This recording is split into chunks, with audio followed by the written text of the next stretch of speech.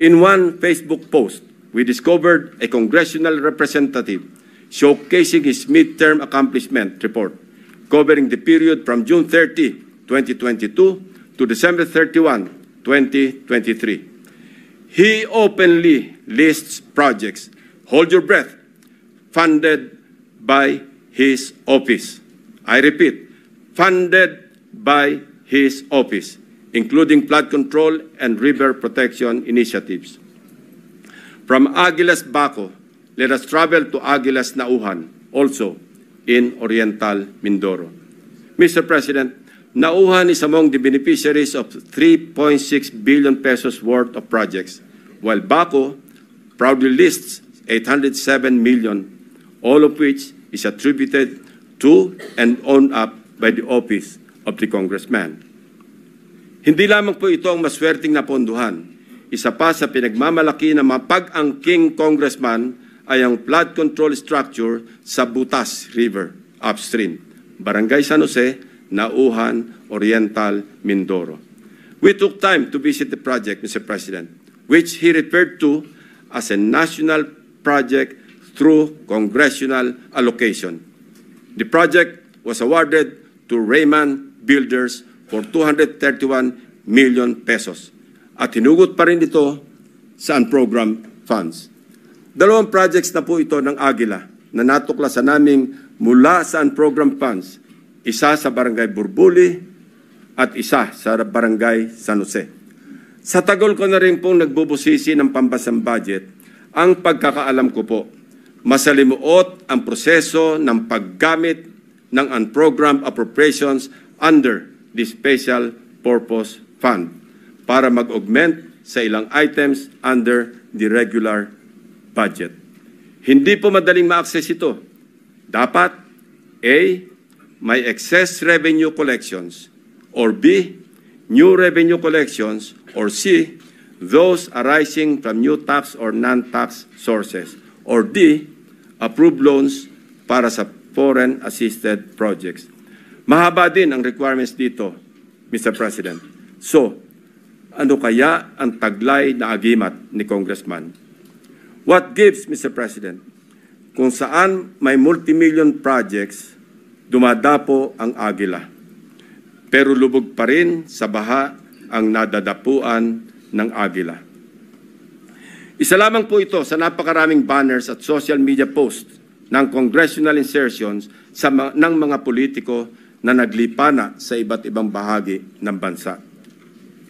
Mr. President, ituloy na po natin ang diskusyon tungkol sa aming mga obserbasyon sa lalawigan ng Oriental Mindoro.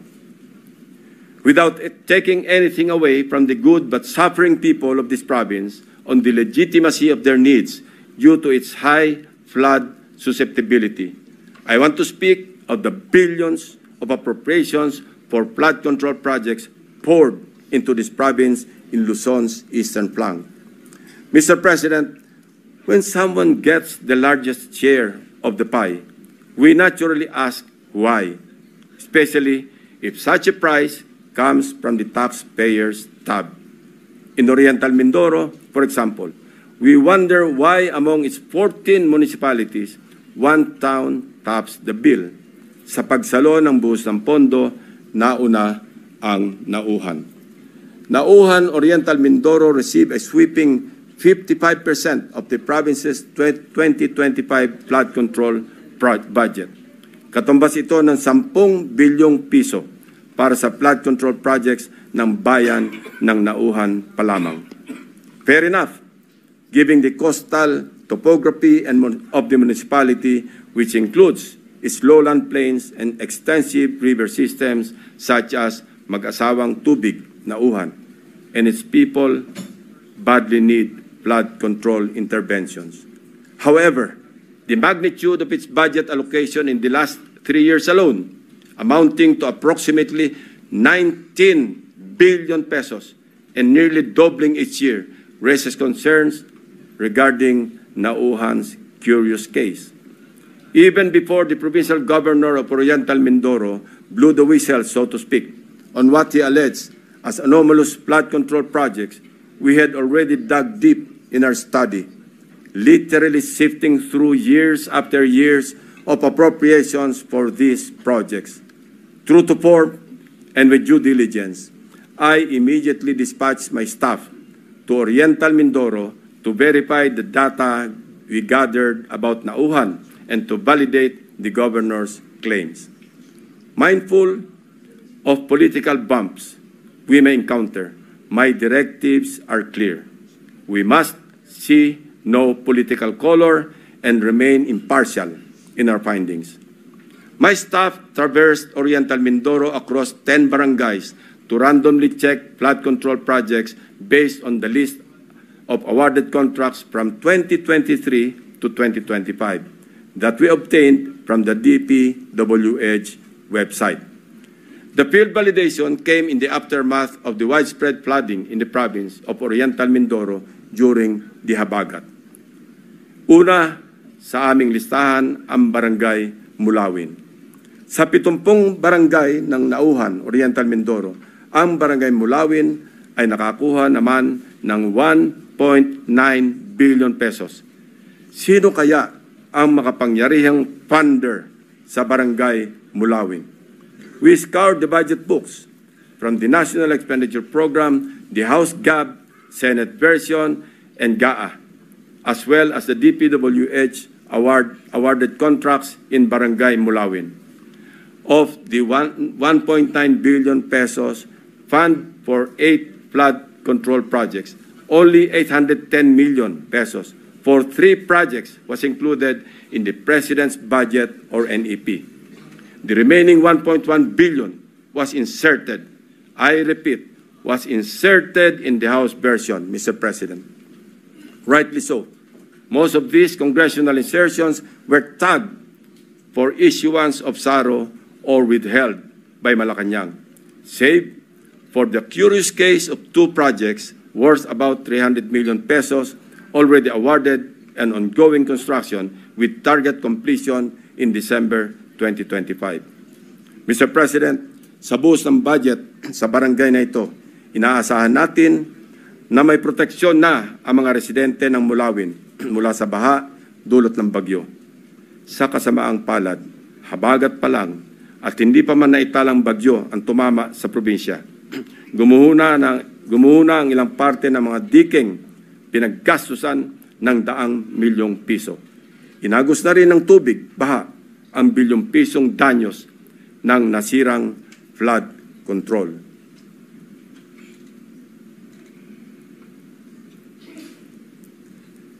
Ito mismo ang parehong barangay na gustong inspeksyonin sana ni Governor Dolor noong nakaraang Sabado lamang, kung saan napabalita ang pagharang sa kanya ng security personnel sapagkat ayon daw sa kontraktor ng proyekto, kinakailangan ng written approval mula sa DPWH bago makapasok ang sinuman sa construction area. Mabuti na lamang, napuntahan na rin po ng aking team ang di umano'y restricted area na ito noong unang linggo pa lamang ng Agosto. Actually pinagbawalan din ang aking staff na lumapit sa proyekto. Pero sapat na ang kuha ng aming drone upang makita ang mga depekto ng construction dito. Nahalatang gusto ng naturang kontraktor na isikreto dahil sa ginagawang paghahabol upang kumpunuhin at remedyohan ang palpak na proyekto at mapagtakpan ang kanilang kapalpakan. We are willing to submit our drone shots and other pieces of evidence to assist in the investigation and prosecution of those involved in these anomalous projects. Mula sa aming sariling footage, kitang-kita ang mga bahagi ng road dike na ginawa noong 2024 na gumuho. Ang nakikita niyong flood control project ay nagkakahalaga ng 204.8 million pesos na base sa official record ng DPWH ay completed project na nito lamang Pebrero 2025. Halos 3 buwan pa lamang ang lumipas, Mr. President. Gayunpaman, kabago-bagong proyekto, gumuho na agad agad ang dike dahil sa nakaraang bagyong Krising, Dante at Emo. Kasama ang lagpas 200 milyong pondo na inalaan dito. Sa kahabaan pa rin ng Bukayaw River, natagpuan naman namin ang isa sa mga congressional insertion na nagkakahalaga ng 137 million at inaasahang matatapos ngayong Disyembre. Kasabay ng hagupit ng habagat, inanod na rin ang malaking bahagi ng binubuong dike. We heard grim stories about why these structures fall easily. From the improper embankment mix of gravel, sand, and stones, sheet piles cut in half, and lower-grade reinforcement steel bars. Tinipid, sinadyang minali, at shortcut ang pagkagawa. Sad reality, Mr. President, is mayroon na rin silang standard para sa substandard. We go to another top-billing barangay, Barangay Tagumpay. Barangay Tagumpay, still in Nauhan, is another case of flood control. Sa taong 2023 at 2024, halos abot kamay na ng mga taga-barangay Tagumpay ang Tagumpay na layunin nitong maging ligtas sa mga pagbaha dahil sa halos 2.55 billion piso na pondong nilaan dito. Binubuo ito ng 10 proyekto sa paggawa ng road dike sa mag-asawang Tubig at Bukayaw River. Sa ulat ng gobernador na bineripika ng aking mga staff, ang mga bahagi ng bilyones na proyektong ito, 2 beses na pong nasira ngayong taon. Ang pinakamalala nitong nakaraang bagyong Emong. Sa mga larawan o video nakuha ng aming team, kapansin-pansin nga naman na imbes na graba, buhangin at simento, buhangin ang laman ng structure na ito. Kaya naman, ayon din sa mga residente, sa sandaling magkabutas, mabilis na pumapasok ang tubig at kinakain ang ilalim. Sa aming pag-iimbestiga, hindi rin daw di umano masusunod o nasusunod ang dapat na lalim ng pagbabaon ng mga sheet piles na magiging suporta ng buong road dike. Isa pa sa nakita namin, ang Barangay Inarawan na dumanas rin ng pagguho ng bahagi ng river dike. Sa aming pagsisiyasat, isa ang barangay na ito sa pinakamaraming buhos ng proyekto noong 2023 at 2024. Tumabo po ito ng 1.764 bilyong piso para sa construction ng road dike sa kahabaan ng mag-asawang Tubig. Sa lahat ng proyektong nilaan sa Barangay Inarawan, tanging ang SunWest Incorporated ang nakakopo ng mga proyekto. Ito ang kontraktor na una na nating narinig sa ulat ng Pangulo bilang pang-8 sa mga kontratistang nakakuha ng pinakamarami at pinakamalaking kontrata sa flood control. Mr. President, sinuyod din namin ang ilang pang-barangay na binuhusan ng pondo, ngunit hindi pa rin nakaligtas sa daluyong ng pagbaha dahil sa karamihan ay substandard, gumuho at hindi napanindigan ang pagiging flood control structure. Ilan sa mga ito ang mga sumusunod na ipapakita natin.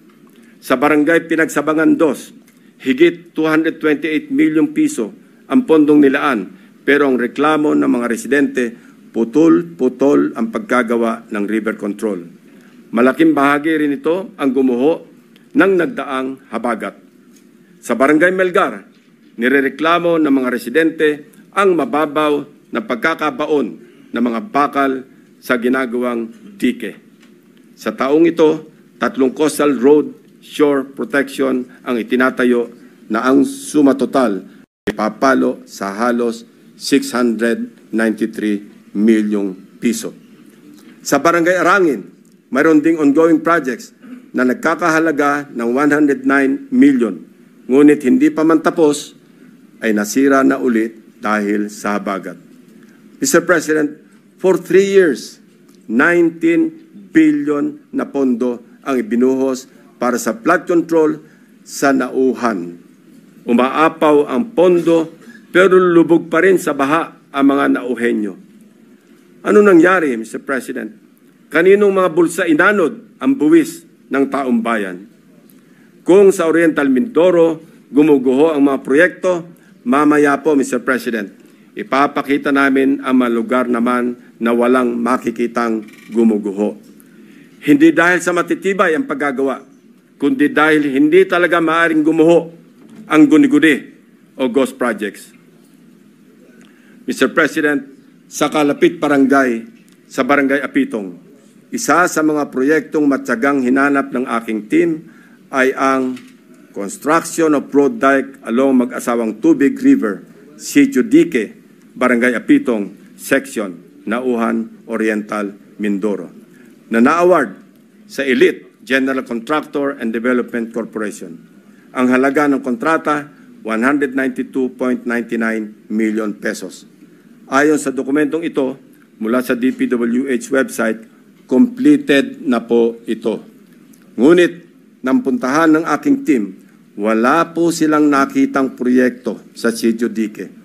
Ayon din po sa pahayag ng mga residente, wala pong flood control na ginawa noong nakaraang taon sa kanilang sitio. Ang alam lang nila, mayroong gagawin pa lamang ngayong 2025. Nasaan ang halos 193 million na pondo sa Sitio Dique noong 2024? Eksakto ang lokasyon na aming pinuntahan sapagkat consistent ito sa coordinates na nakalathala sa DPWH at sa sumbong sa Pangulo website. Guni-guni o guni-guni?